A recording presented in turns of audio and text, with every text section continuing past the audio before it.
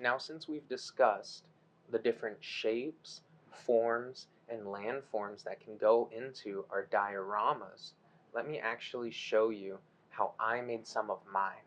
What I would recommend is using some kind of pencil. I'm using a black colored pencil to actually draw the outline of what I'm going to cut out. For example, I'm going to use this blue here to make a river. So let's make a windy river and draw it on the other side. And then we just cut it out.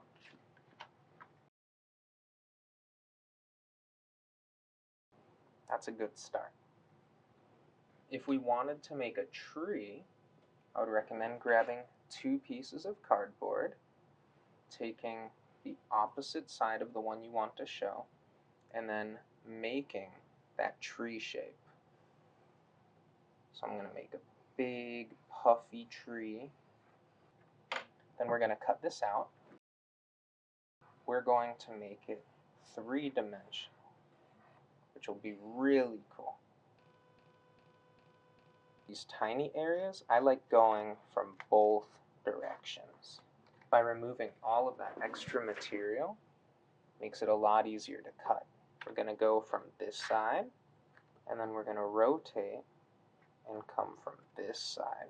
Have those 2 cuts meet, and then it just pops off. Now that you have both trees, what I like to do is decide which one you want facing forward. So, again, I really like how the fronts of these look. So I think the one facing forward is going to be this one. So I'm going to cut the other one in half. Take some tape, put it on the center here, and fold it so the tree becomes 3-dimensional. You can put some more tape on the other side to support it, and now it can stand by itself. And that right there is a simple tree. Next, let's create a mountain. If you don't like using scissors, if it's difficult for you, you can always use your hands, which is actually going to give you more texture too. It doesn't have to perfectly follow the lines, especially if you're using fingers. You can use your thumbs to make it a little bit easier here. So now we have mountains that are more jagged. Just so it's easier to actually attach to my diorama, I'm going to cut this so it's flat. And there we go. Really simple, fast mountains.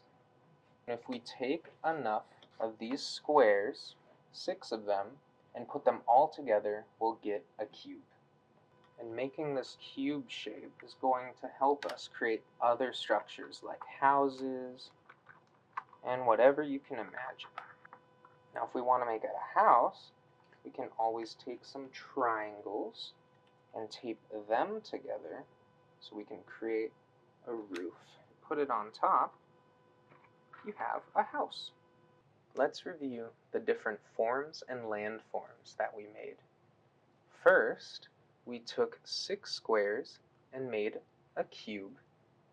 Then we took 2 triangles and 2 rectangles to make a roof for a house.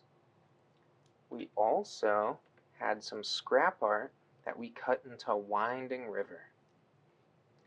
Finally, we took some cardboard and made a tree out of it. And now we have a cabin in the woods by a winding river. That's incredible. We did that so fast. What else can you make by combining different shapes and different materials with tape and glue? Let's get started and find out.